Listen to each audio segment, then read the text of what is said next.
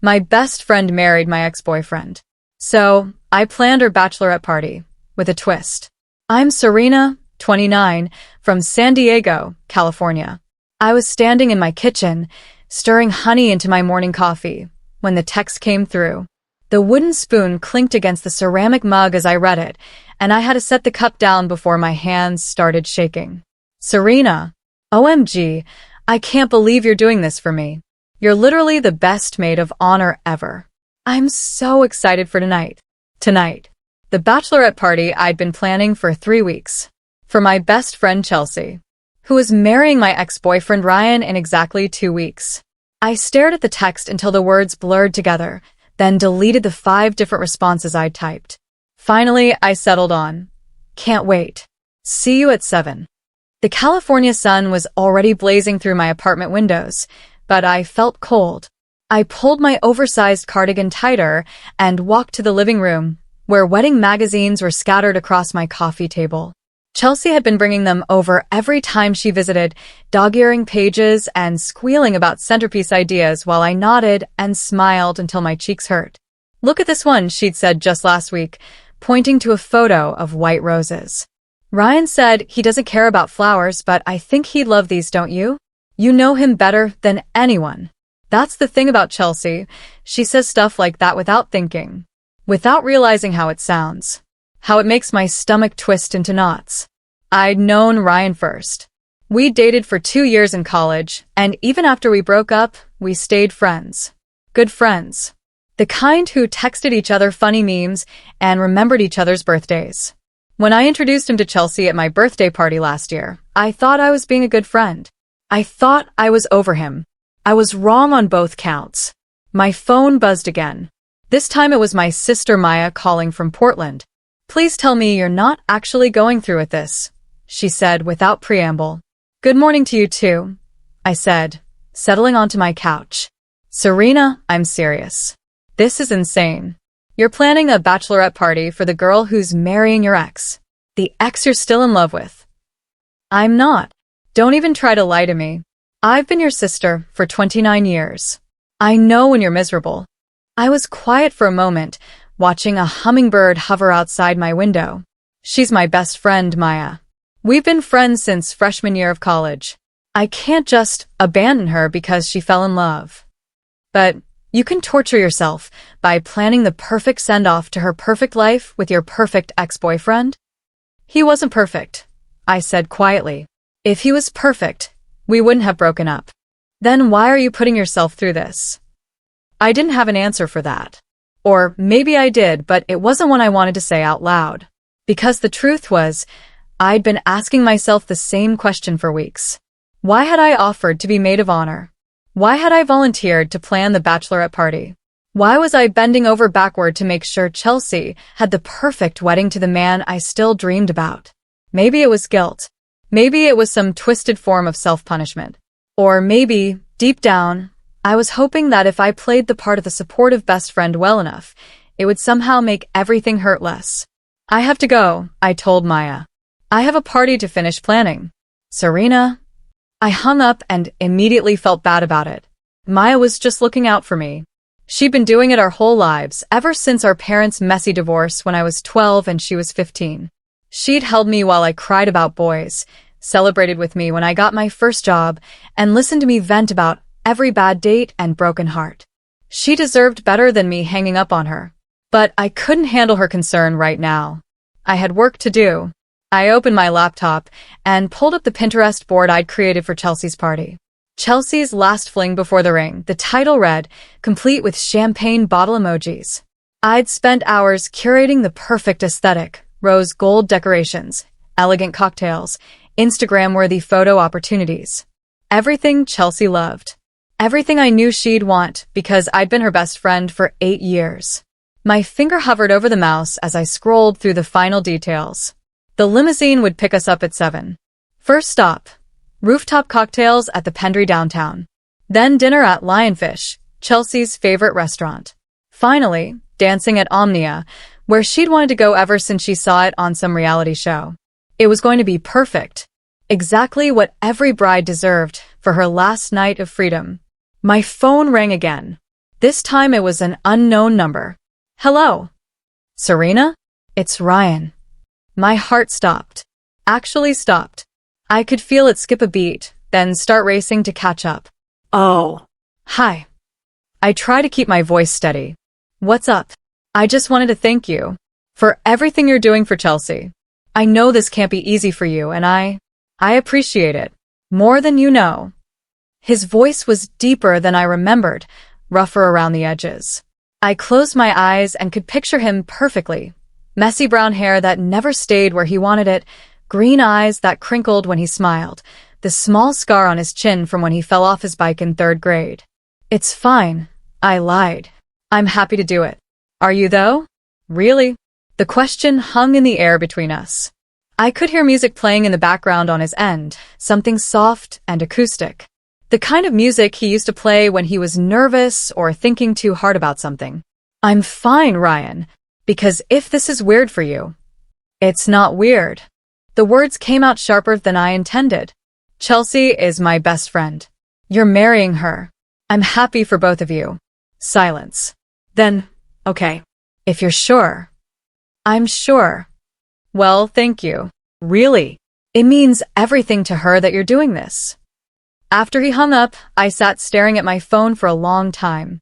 His name was still on the screen, and I had the ridiculous urge to call him back. To tell him that no, I wasn't fine. That I was planning the bachelorette party for my best friend while my heart was breaking into smaller and smaller pieces every day. Instead, I opened my text messages and scrolled through my conversation with Chelsea. Months of wedding planning updates, dress fittings, venue tours, cake tastings. All the milestones of her perfect love story with the man I'd never quite gotten over. But there was something else there too. Something I'd been trying not to think about. A nagging feeling that had been growing stronger over the past few weeks as I watched Chelsea and Ryan together. They didn't seem right somehow. Not the way they used to. I shook my head and pushed the thought away. I was just being jealous and bitter. Of course, they seemed different. They were stressed about the wedding. All couples went through rough patches. My phone buzzed with another text from Chelsea. Just got my nails done. They're perfect. Can't wait to show you tonight. I stared at the message and felt something cold settle in my chest. Tonight was going to be torture. Watching Chelsea glow with happiness, listening to her talk about her future with Ryan, pretending to be excited about a wedding that felt like my own personal nightmare. But I'd committed to this. I'd promised to give her the perfect bachelorette party, and that's exactly what I was going to do. Even if it killed me. The limousine pulled up right on time, all white leather and tinted windows. I'd gone all out, champagne chilling in ice buckets, rose petals scattered on the seats, a playlist of Chelsea's favorite songs ready to go. Through the window, I could see the other bridesmaids already inside, laughing and taking selfies. I took a deep breath and checked my reflection one more time. Black dress, red lipstick, hair in loose waves. I looked like I was ready to party. Too bad. I felt like I was walking to my own execution. Chelsea's apartment door flew open before I could even knock. Serena. She launched herself at me in a blur of blonde hair and vanilla perfume. She was wearing the white dress we'd picked out together last week. Short, sparkly, with bride-to-be embroidered across the chest in gold thread. She looked radiant. I hugged her back and tried to ignore the sick feeling in my stomach. You look amazing, I said and meant it. I can't believe this is actually happening. She grabbed my hands and squeezed them.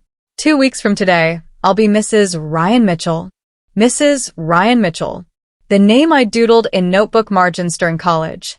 The name I'd secretly tried on for size during those 2 years when I thought maybe, possibly, we might actually make it work. I know, I said. It's so exciting.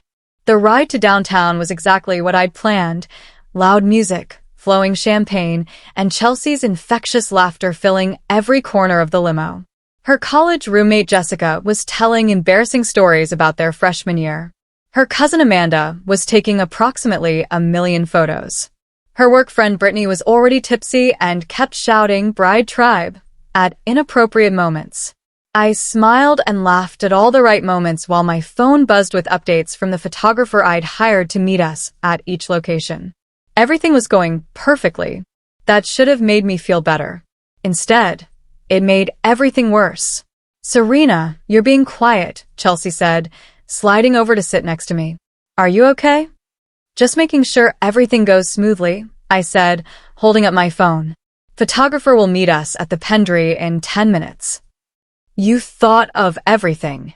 She leaned her head against my shoulder. I don't know what I'd do without you. You're like the best friend anyone could ask for. My throat tightened. That's what friends are for. I know, but this is above and beyond. Planning my whole bachelorette party when you could be out living your own life, finding your own guy. She trailed off, and I could feel her looking at me. Speaking of which, when are you going to start dating again? It's been like forever since Jake. My rebound relationship that had lasted exactly 6 weeks before I realized I was just using him to try to forget about Ryan. That had been 8 months ago. I'm just focusing on work right now, I said. But you can't stay single forever. You're 29, Serena. Don't you want to get married? Have kids? Every day, I thought. With your fiancé. The right person will come along when they're supposed to, I said instead. The Pendry's rooftop bar was everything I'd hoped for. Twinkling lights, panoramic views of the city, and craft cocktails that looked like works of art. The photographer was already there, positioning herself to capture the perfect shots as we arrived. Oh my God, Chelsea breathed, looking around at the scene I'd created. Rose gold balloons, a custom banner with her name, a table reserved with the best view in the house. Serena, this is incredible. For the next hour, I watched her pose for photos, laugh with the other girls, and glow with the kind of happiness I'd never seen on her face before. She kept grabbing my hand, pulling me into pictures, thanking me over and over for making everything so perfect. Speech. Jessica called out as we finished our first round of drinks. The maid of honor has to give a speech. All eyes turned to me. Chelsea was beaming, her cheeks flushed from champagne and excitement. The other bridesmaids were holding up their phones, ready to record. I stood up slowly, my heart pounding.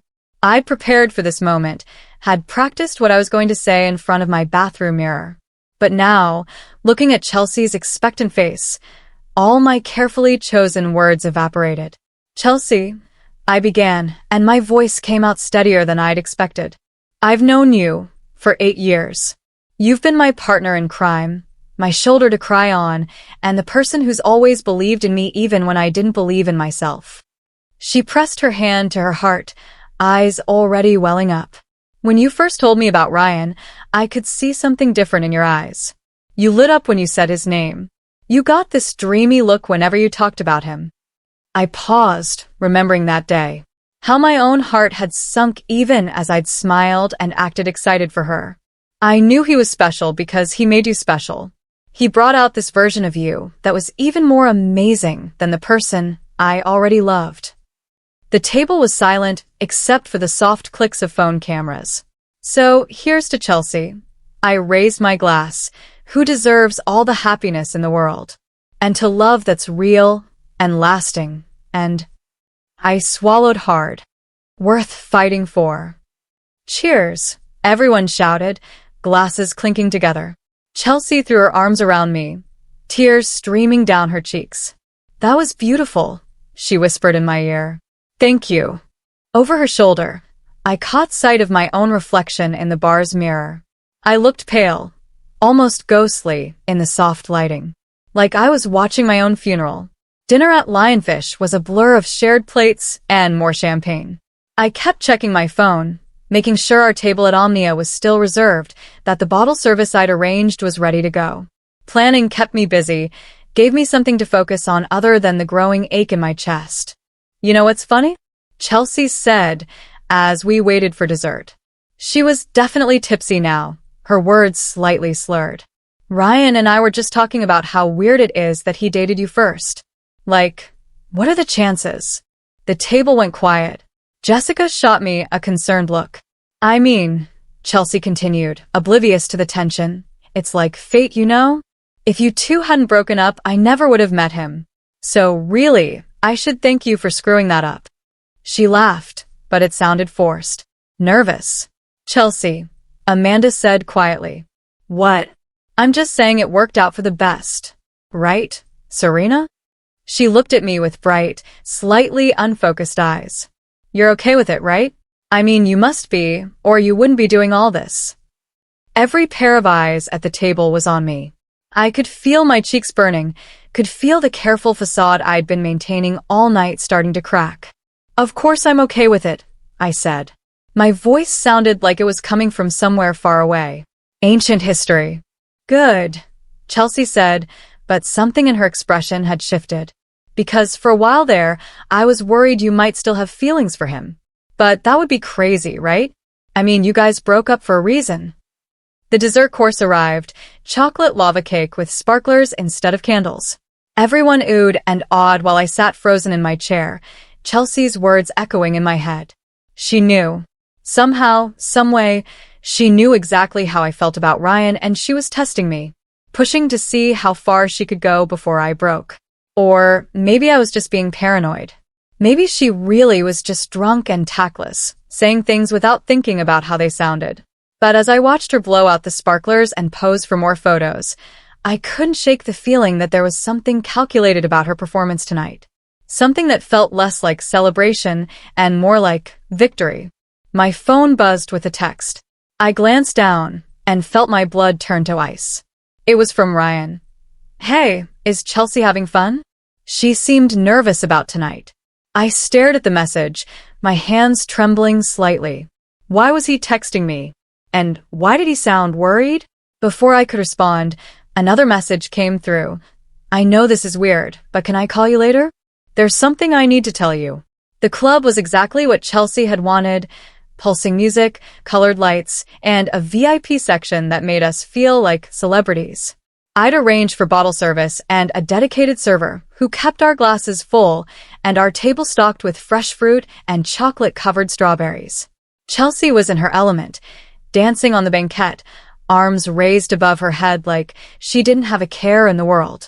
The other bridesmaids had joined her, creating a circle of celebration that I watched from the edge of our section. My phone felt like it was burning a hole in my purse. Ryan's messages kept replaying in my head. There's something I need to tell you. What could he possibly need to tell me? And why tonight of all nights? Come dance. Chelsea grabbed my hand, pulling me toward the group. It's my bachelorette party. You have to dance. I let her pull me into the circle, moving to the beat while my mind raced. The music was so loud I could feel it in my chest, matching the frantic rhythm of my heartbeat. Chelsea spun around, her dress catching the lights, her smile so wide it looked almost manic. Isn't this perfect? She shouted over the music. Everything is so perfect. I nodded and kept dancing, but something cold was spreading through my chest. Perfect. She kept using that word, but nothing about this felt perfect to me. It felt desperate, like she was trying too hard to convince herself that everything was exactly as it should be. Around midnight, the other bridesmaids started getting tired. Jessica had work in the morning. Amanda's babysitter needed to leave by 1. One by one, they hugged Chelsea goodbye and headed home, leaving just the two of us in the VIP section. Don't go, Chelsea said when I started gathering my purse. Please. Let's have one more drink. Just us. She looked suddenly vulnerable, all the manic energy from earlier replaced by something that looked almost like fear. Her makeup was slightly smudged, her hair falling out of its perfect style. Okay, I said, settling back into the booth. One more drink. She ordered 2 more cosmopolitans and moved to sit closer to me, so close I could smell her perfume and see the fine lines of worry around her eyes. I have to ask you something, she said, her voice barely audible over the music. And I need you to be honest with me. My stomach dropped. What? Are you in love with Ryan? The question hung between us like a loaded gun. I could feel my face going pale, could feel all the air leaving my lungs. Chelsea, just tell me the truth. Please. I've been going crazy wondering, and I can't get married if you're going to be standing up there at the altar still in love with my husband. Husband. The word hit me like a physical blow. I looked at her, really looked at her, and saw something I'd been missing all night. She wasn't glowing with happiness. She was terrified. Her hands were shaking as she held her drink, and there were tears gathering in the corners of her eyes. "Why are you asking me this?" I said finally. "Because I see the way you look at him. I've always seen it. Even in college, even after you guys broke up, you'd get this look on your face whenever someone mentioned his name. And when I started dating him..." She took a shaky breath. "You were so supportive. Too supportive. Like you were trying to prove something." My heart was pounding so hard I was sure she could hear it. "Chelsea, And tonight," she continued, "planning this whole perfect party, giving that perfect speech. It doesn't feel like friendship, Serena. It feels like penance." The word hung in the air between us. Penance. Like I was trying to atone for some sin by making sure she had the perfect bachelorette party, the perfect wedding, the perfect life with the man I still loved. "He talks about you sometimes," she said quietly. "When he thinks I'm not listening. He'll mention something you said or something you used to do together, and he gets this look. It's like he's remembering something good that he lost." I felt like I was drowning. "Chelsea, why are you telling me this?" "Because I love him." Tears were streaming down her cheeks now. "I love him so much it terrifies me. And I can't shake the feeling that he's settling for me, because he can't have you." The confession hit me like a tidal wave.